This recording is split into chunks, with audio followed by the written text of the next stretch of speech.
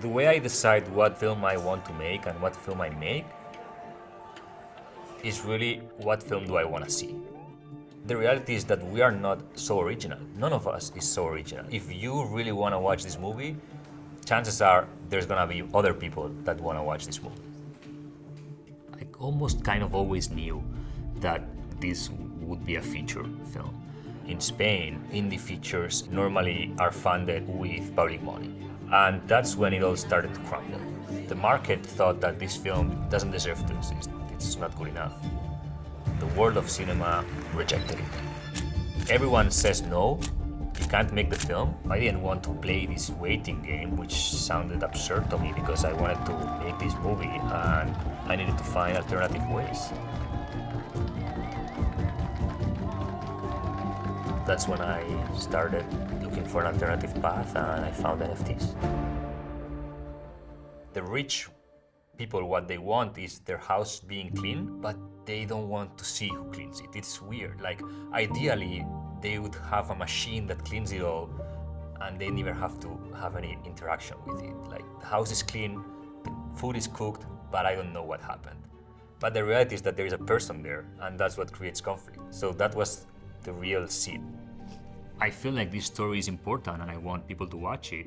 So I knocked on many doors and I went to see many of these indie producers, but all of them rejected the project.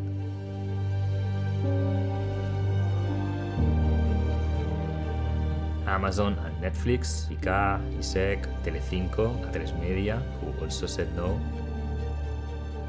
So in February 2021, by sheer accident, I saw on Twitter about some crazy people paying thousands of dollars for scat JPEGs. I clicked on the link that went to an article that explained a little bit what this was. And I became completely fascinated by this idea that I want to be part of this revolution and I want to be with these people together fighting for Web3.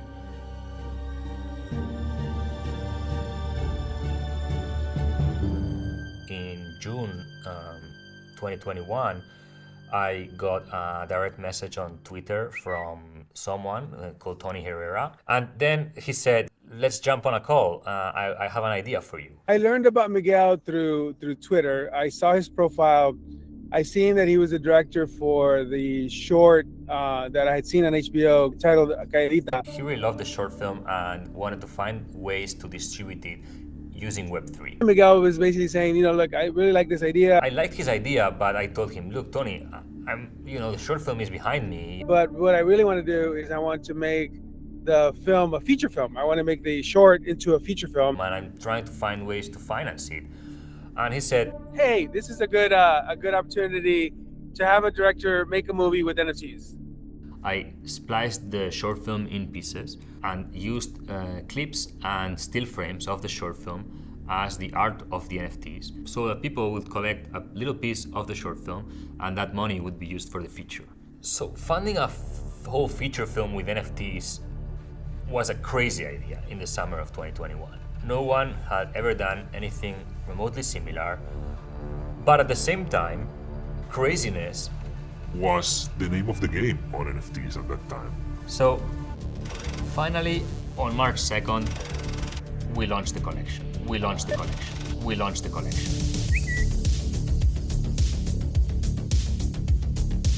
We had raised $75,000 in only one day. By going and doing what Miguel is doing. He was posting all the time. He was getting in Twitter spaces. He was like everywhere on Twitter for a while. He is going to show the world that this is a model that works.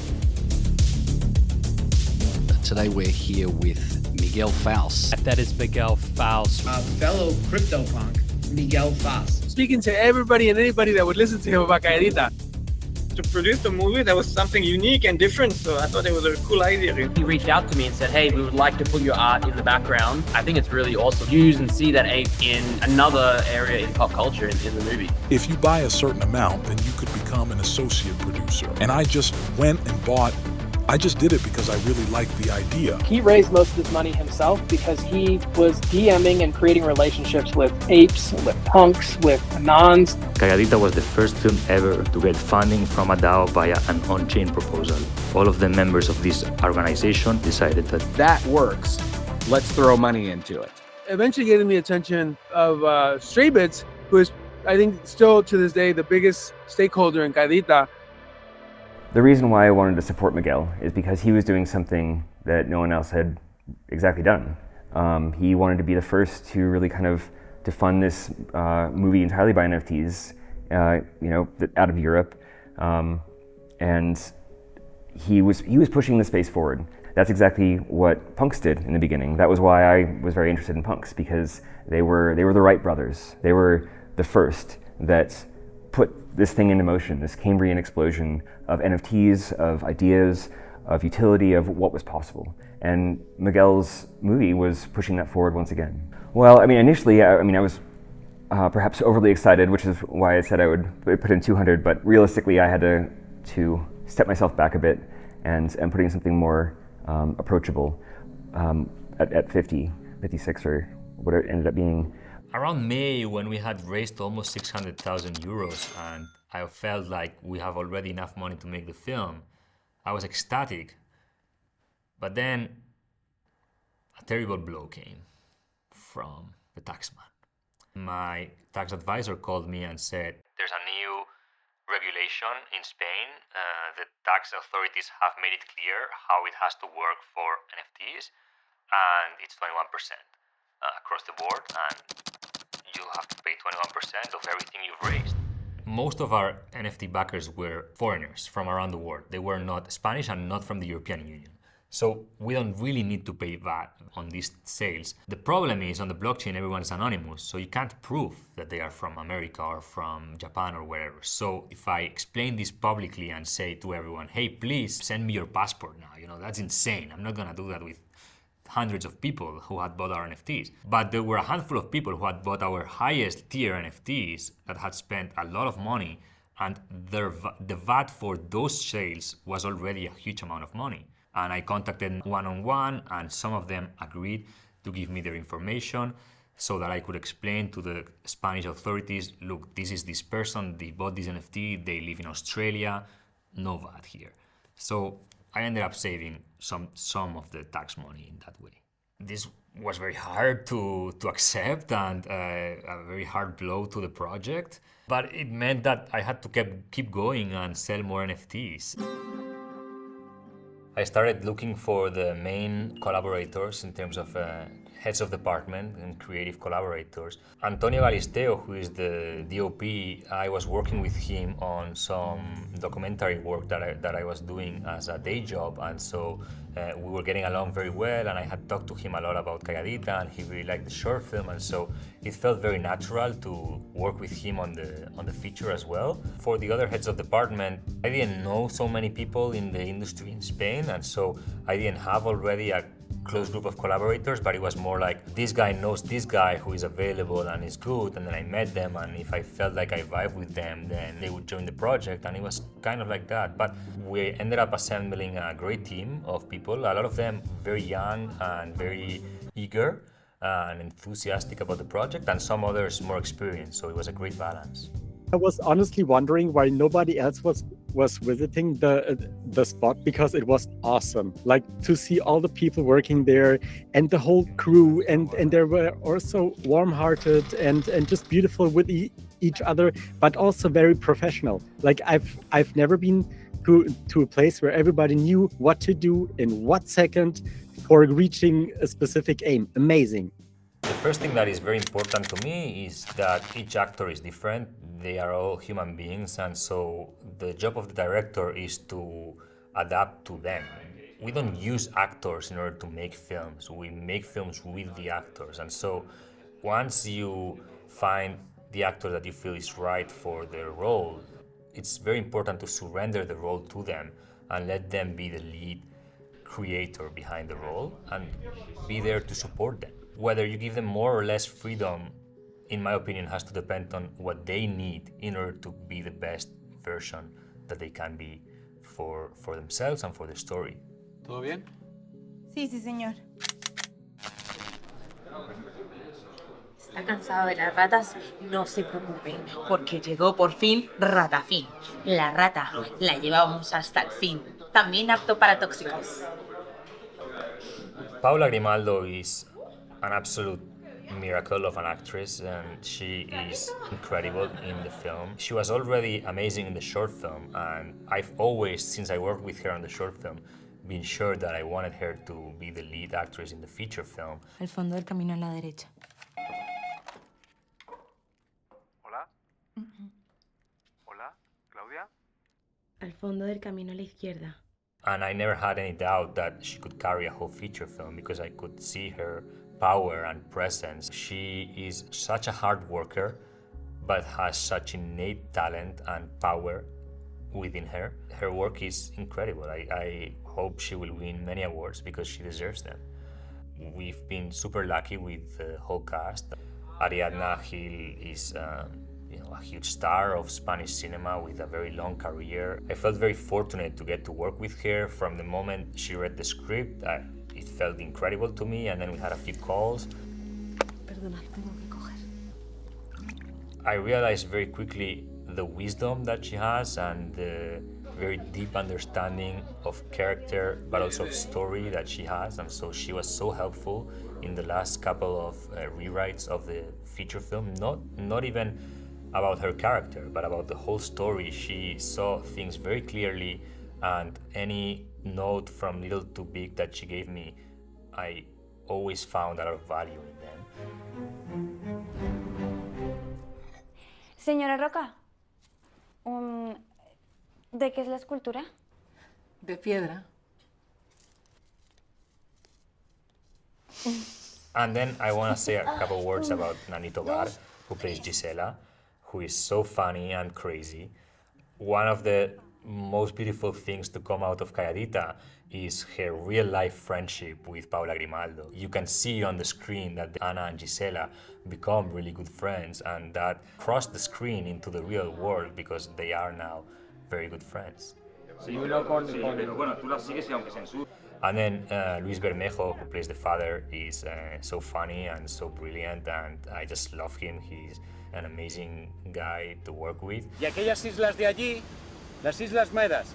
Ai, papi, deixa-la, que pobra no crec que vulgui una classe de geografia. Tu ni caso, Ana.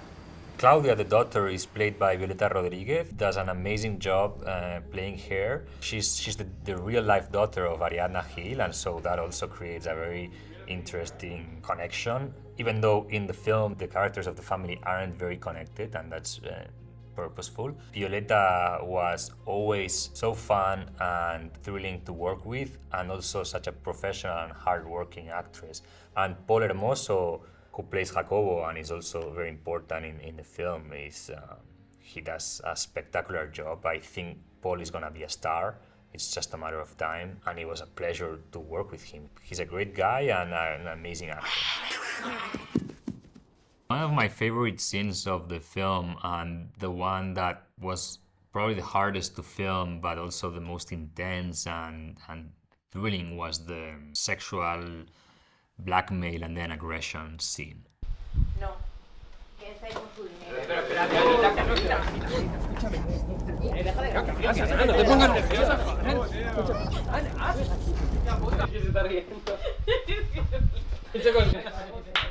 It was a full day filming that scene. The actors are doing very hard work because it's a very intense, dramatic scene. Paul Hermoso auditioned for the role playing that scene where he becomes this evil presence blackmailing Ana, and already in the audition, Paul came in and did that scene. I already had goosebumps. Pues porque yo soy su hijito pequeño, ¿no? ¿Y tú la panchita que le limpia el váter? ¿O no? Goosebumps. He got the role immediately, in my mind at least, even though I didn't tell him. He does such a transformation that is amazing. No, there wasn't a lot of improvisation in the set of Calladita, but there was a lot of improv in the rehearsals. So for some of the scenes that you see in the final film, were more like sketched out in the script, but they weren't really fleshed out in all the details. And then they became fully formed from the rehearsals. It's in rehearsals where we found the exact words and all of that. Acting is like a game, and so they can try things and fail if needed, and that I'm there to make sure that they do their best. They can trust that I'm the one who is watching them, and I will know if it's right or not.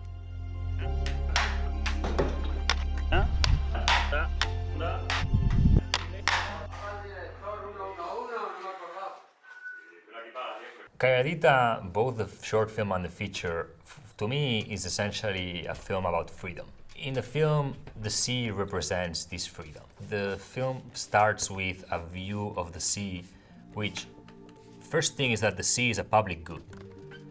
So this is important because it should belong to all of us. It belongs to the earth. However, what the first shot of the movie shows us is that this striking view of the sea is only available to the rich, who pay for the privilege of having a house right by the sea so they can enjoy this marvelous view. But in order for them to enjoy this marvelous view, someone has to clean it. And this someone is often an underpaid immigrant female worker. Anna has to clean this view of the sea and has no access to it. And even us have no access to her. We see her behind a window, and the sea is behind her. It's beyond her dreams. This freedom is beyond her.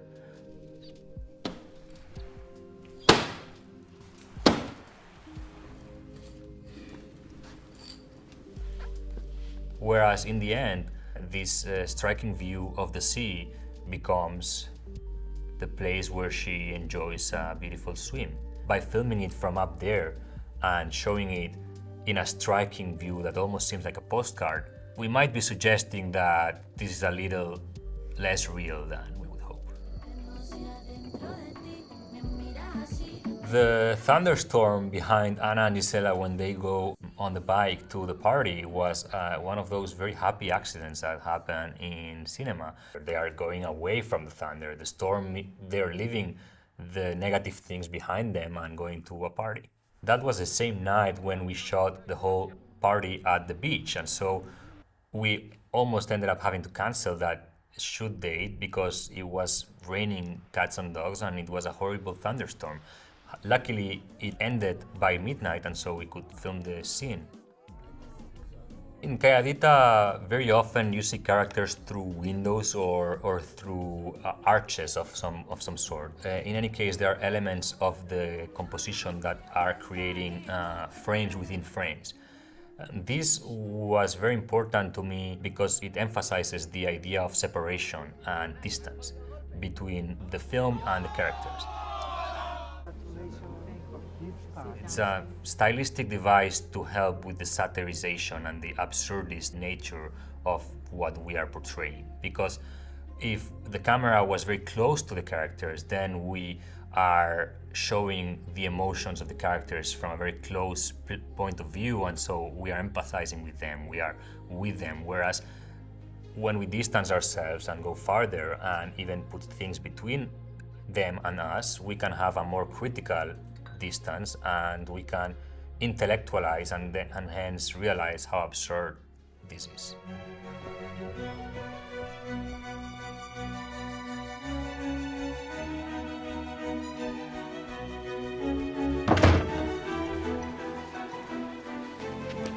Anna grabs books from the house at different points because she's an avid reader, and she takes them, borrows them, reads them, and then puts them back.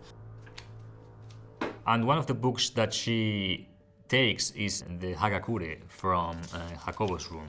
It's just a book that I really like, and I think Jacobo just has it maybe because it was a present to him. He doesn't pay much attention, probably hasn't read it, but to me it's important that Anna reads it because Anna does strike me as a warrior, and even though samurai were all men, spirit of the samurai warriors in her, in the sense of being a very quiet and calm person, but also being a fierce warrior to get what she wants. In the end, Anna finds the second half of the seed phrase on a painting of a samurai with the words victory in Japanese written on it. This is actually a painting that a friend from the Film 3 Award did for us using AI.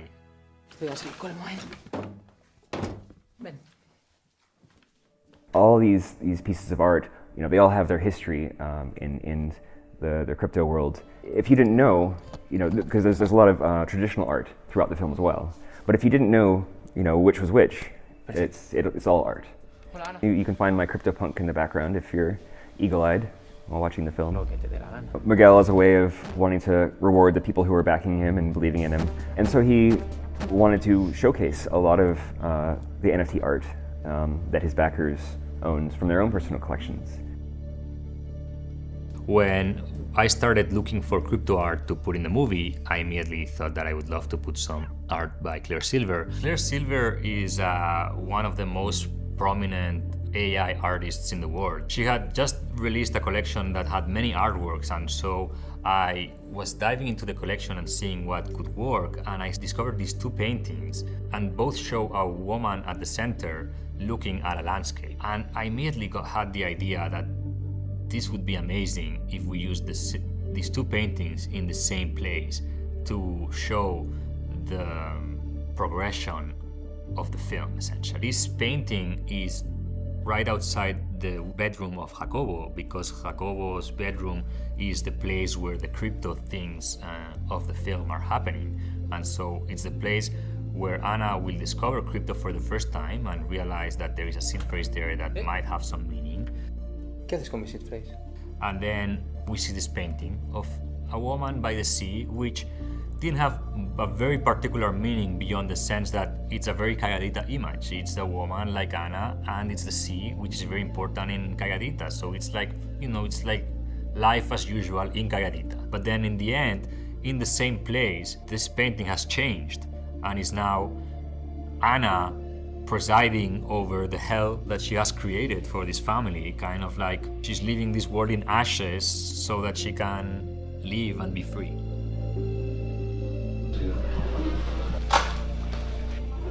He matched whatever hyped in 2000, 2001 and made the fundamental layer to all of this.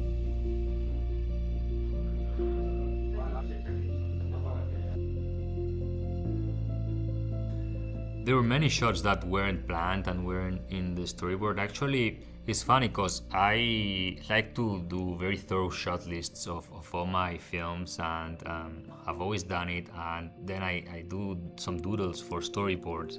After 4 or 5 days of filming Calladita, I stopped using them. I never looked at them again. It was just very instinctive. Like, part of it was I remembered how I wanted to film it, and part of it was obvious to me. I was the director and the producer of the movie, but for 5 weeks when we were filming, I had to take off my producer hat and be the writer-director and take care of the actors, and so the production managers were handling the production. So I forgot about the budget and the money and the NFTs and all of that for a month and a half. But then I got to the editing room and we were editing the movie, and at night I go and I check all the accounts. And I start realizing that unfortunately, it's not looking great in terms of the financial situation of the production. It's not that we ran out of money completely, but we don't have enough to cover post-production and then distribution. So we needed to find ways to raise more money. At that time, I went to Los Angeles for the Film 3 Summit. I saw again Leo Machet and Mike Musante, who are the founders of Decentralized Pictures. Learned about the DCP platform from another filmmaker. It's one of the few platforms that is created by the creators for the creators. DCP is a platform that can fund projects that otherwise may be neglected. A platform that is pioneering like to thank Decentralized Pictures for creating this. Happy to be part of the Decentralized Pictures. All right, community. so DCP, Decentralized Pictures, is a decentralized platform that supports filmmakers worldwide with a transparent voting process from the community that eventually decides who wins, who gets the money for their projects. And they told me they have this amazing grant that Steven Soderbergh is sponsoring. So Miguel was really a perfect candidate for that award. He had shot most of the film, if not all of the film. He just needed money for, I think, some music and licensing and color. And I had to do all of the application process, which is a big process, pitching videos. He uploaded his material, his treatment and summary, and did a little pitch video for the film. It was a popular vote thing where everyone was voting, and we brought friends and family and community to vote. Top films were insanely good, and it was such a hard decision to pick one. What happens, of course, because of human nature, people sometimes go in there and try to downvote or outvote, whatever. It's so unfortunate that people have to behave badly because they feel like they have to fight for scraps, because $100,000 is a lot of money, but it can only go to one person. And to me, that's really upsetting, because those people are probably deserving of having their dream made too. But the behavior is a challenge, and so it was tough. We were fighting. He ended up being voted number 2 by the community. It was like, oh my God, almost. But then they said the top 5 are gonna go to the next round, and then Steven Soderbergh is gonna decide. We did an event at Sundance with Steven. Until he got there, we didn't really know. He was keeping it even from us, and so he got up there and announced the winning project is Miguel Faus. All the emotion came rushing, and it was crazy. And I remember feeling very happy for all the collectors. This is a collective story and a collective success. This was all because of them. The person I'm going to introduce now made the first European movie to be funded by NFT. And I would like to welcome to the stage Miguel Faus. Jo som el director espanyol Miguel Faus. Miguel Faus, i avui us portem un primer exemple, Calladita.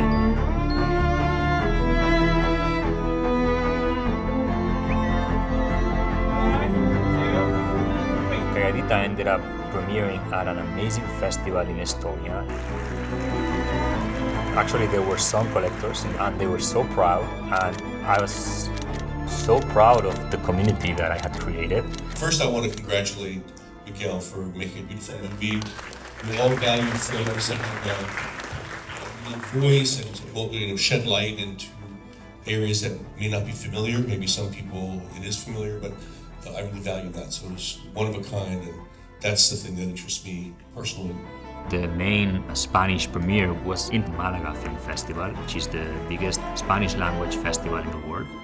I wonder how many movies are made each year and how many independent films, thousands, right? I mean, just so many. What makes this movie really stand out is the fundraising style, right? The way that the punks came together and the way that it was crowdfunded through NFTs. I think that that's the most important aspect of it, not just because, oh, the punks did this and all that. Like, that's great. Miguel did it by fundraising to a group of people that he belongs to that agreed with him in a good time, right?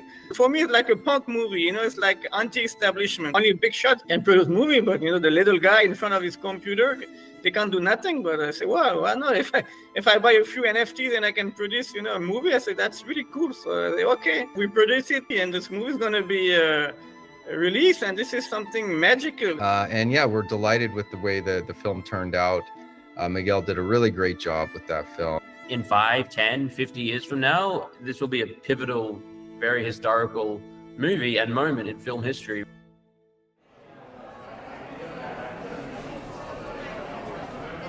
I think that Calladita is an important film because it shows challenges that exist not just for domestic workers or women who are in a new country as an immigrant trying to make a living for themselves and for their families, but also for women in general in the workplace. This is not Hollywood.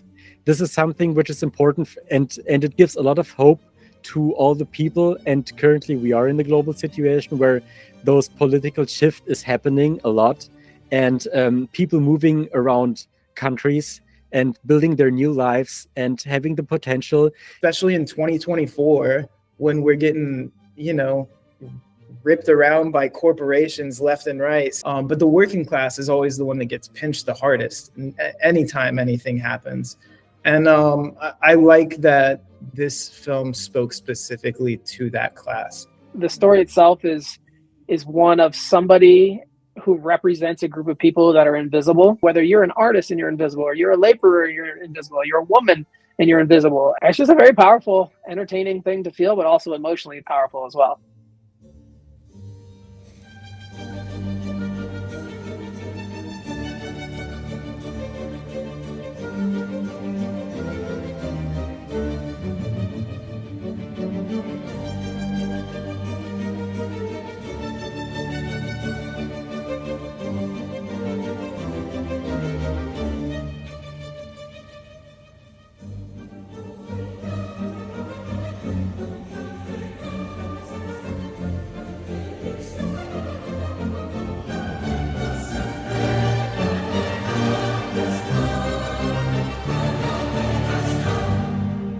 One day, our international sales agent called me and says, hey, the film is a huge hit with all the streamers in Spain and they're all having a bidding war. Everyone wants it. To me, it was funny because all of these people had rejected the movie when the script. And in the end, the best deal ended up being with Netflix. And so we sold the VOD rights to Netflix for 2 years in Spain.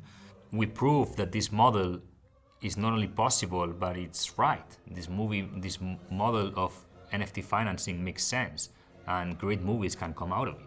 We made a great movie, and people want to watch it.